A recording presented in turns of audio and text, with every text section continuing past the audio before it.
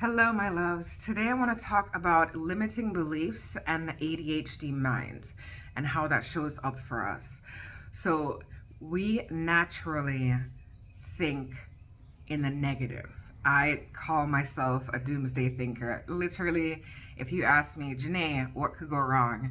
I will give you an entire scenario of what could go wrong. But we tend to have limiting beliefs that goes back to when we're younger, and the experiences that we go through, and the feeling of lack, the feeling of not being good enough, right? The feeling of our limitations rather than the possibilities of our brain and who we are. And these are things a lot of times, once you're diagnosed with ADHD, just having that diagnosis is in its own way satisfying, because it's like, oh, now there's an explanation for why I've been feeling why I do what I do, why I feel the way I feel, why I show up the way I show up. But there's still these limiting beliefs around the capabilities that we have, because we're living in a neurotypical world that is not set up for our success. So we have to find ways to be successful in our own lives and struggle when we don't meet those terms for us, right? Those beliefs that we set for us. So there is an Indian spiritual teacher named Sadhguru, and he said, whenever anybody writes or says we are human, they are always referring to their limitations and never to the possibilities of being human. And it is very true that we say, oh, I'm only human, and it's talking about the limitations instead of, when you have ADHD, there are, I like to call it, when we're where we need to be as far as having it under control and harnessing that power, because it really is its own form of power. It's a neurological way that our brain is developed. And yes, there are downsides, there's limitations to it, right? And things that we go through that are like, can put us in crippling depression and anxiety. But there are also, it's a superpower too. I mean, most entrepreneurs honestly are on the spectrum, and I'm very sure have ADHD, because our brain works in this way that has us seeing things in a different way. But we don't understand that there are so many possibilities in what it is, right? I'll give you like a little bit of an example, right? I took an Enneagram, this was a couple years ago at least, and I came up as type 4. If you don't know what an Enneagram is, Google it. I'm not going to go into it right now. I came up as a type 4. That was years ago. I took it again recently, and I was between a 6 and a 7. But type 4, the thing it said was, 4s, however, are the type most likely to embrace their grief rather than repress or feel conflicted over it. Sadness can take on a form of identity for this type. And I feel like they were talking to me, because it is true that when you have ADHD, honestly, when you're on the spectrum, because of growing up in the society that we grew up in, and being made to feel different, anxiety and depression are symptoms of it. Some people in the medical field will say, are they symptoms, or is depression its own thing and ADHD is a byproduct of that? Whatever. One plays on the other. Either way, anxiety and depression, that sadness, is really, it does feel like a part of our identity. It's a part of our existence. Like, I literally would just say, okay, well, I have depressed episodes sometimes. I factor that in to my life. Like, that's just part of me having ADHD. It's part of my life. Like, I'm gonna have those days where I am like that, right?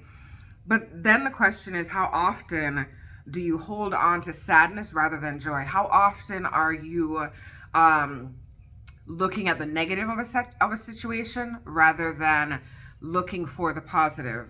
And this also depends on the type of ADHD you have. There's 7 different types of ADHD according to Daniel Amen, who's a neurological doctor who specializes in ADHD. There is a certain type that's one of the characteristics, is they literally focus on the negative. But that can apply for really anybody. But how often do we focus on the sadness and the negativity rather than the joy? How often do we focus on the limitations rather than the possibilities. And it's called shadow work, but it's anytime you are starting the deprogramming of these negative limiting belief thoughts, right? You're shining a light on the darkness inside of you, which creates shadows. And so you're basically almost your own therapist, because you're now looking at yourself, looking inward and being like, where are my negative thoughts? First off, where are they coming from, right? When was the first time I had those negative thoughts? In fact, get your journal. I did create a journal. It's literally called the ADHD Book of Shadows, for pagans and for some spiritual people. The Book of Shadows is literally your book where you write down all your shadow work, any rituals, prayers, affirmations, whatever that you want to do. You write those down in there with all the ingredients and everything like that you do for the rituals and how it went. So it's a place where you really do all the work to get yourself in a better space and get yourself seeing possibilities rather than limitations. So you can buy this on Amazon. The link is in my bio that you can have. And it has on the front part, candle meditation. But if you already have it, grab it.